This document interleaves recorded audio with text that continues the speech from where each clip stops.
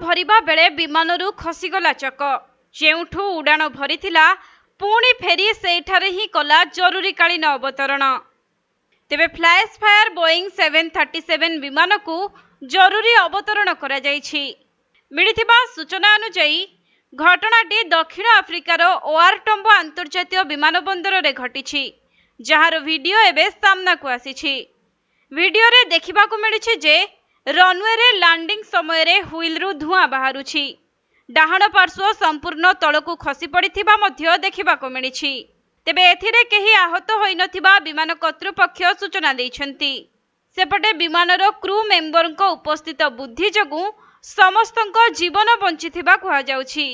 तेबे एयरलाइंस रो प्रवक्तांको कहिबा अनुसार एही घटना रे केही भी आहत होई नाहंती, समस्त यात्री सुरक्षित रहिछन्ति।